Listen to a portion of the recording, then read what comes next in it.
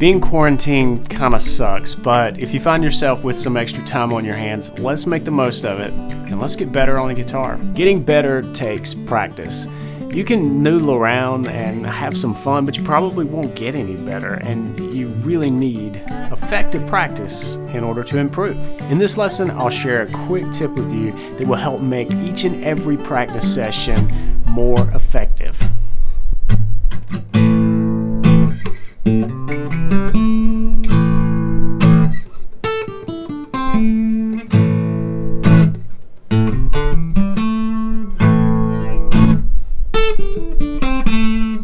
John here with your Tuesday Blues, where every Tuesday you get straightforward blues lessons to help you play the music you love. And today we're going to do that by helping you practice more effectively. We could practice our chords up and down the neck, or we could work on the minor pentatonic scale. But take this little example that you can work on in your next practice session. Now, this isn't terribly complicated. We're simply chugging a chord and then walking up the minor pentatonic scale. We're doing this from the key of A minor.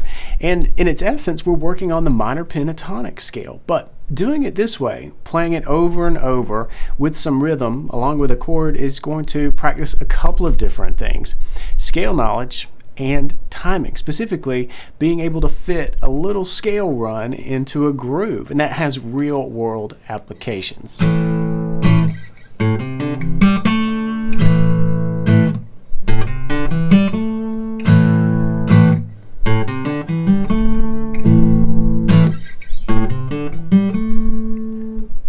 But let's squeeze more from this example.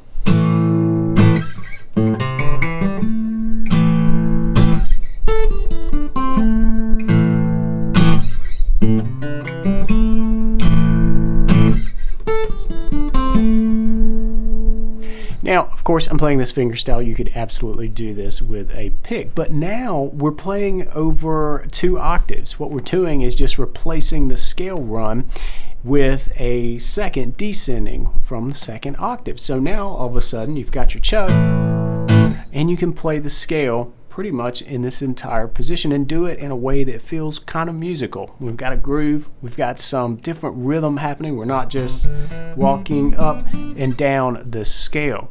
So this is really going to help you get some real world use from just practicing your scales. P.S. In your practice, I want you to make this lick as simple or as complicated as you can handle. This is really just an example for you. But now, let's add another layer.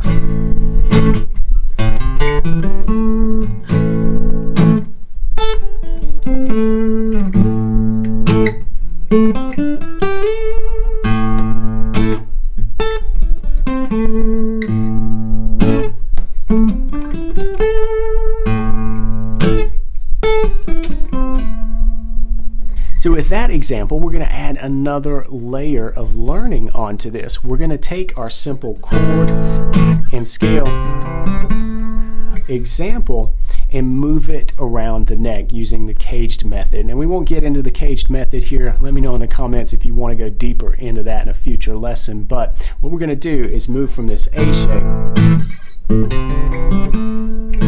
work it back down.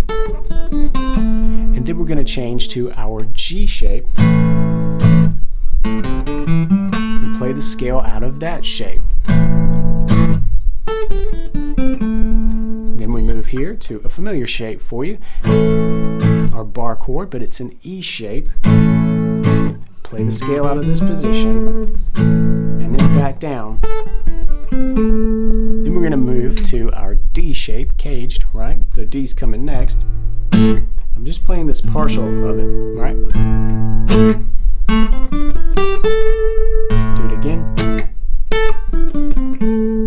And then coming up to finish our 5th shape, the C shape, I'm just playing a partial there so I can let this bass kind of go.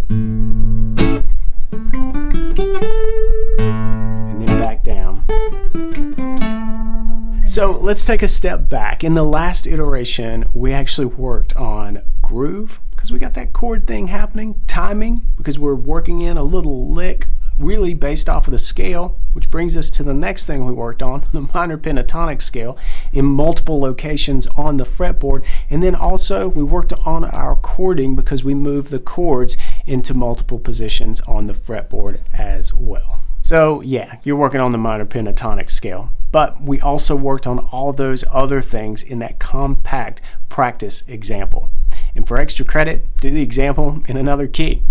But what we really have is an effective use of your practice time. In a word, leverage. We leveraged the topic of the minor pentatonic scales into multiple areas and really got some results from your practice time. It's effective practice. Sometimes you need to put the practice time in and work on your scales in position. It has its benefits, especially early on, but if you're reasonably comfortable with the scale, then next time you start mindlessly practicing box patterns up and down the neck, then use this example to leverage your efforts. And more importantly, try to leverage your next practice session for results in multiple areas of your playing like we did in this example. This isn't just limited to scale studies. So much of what we just talked about is easier to digest if you know your way around the fretboard, and there's one key skill that you gotta have to help you master the fretboard, and it's to know the note names of each of the notes on the neck.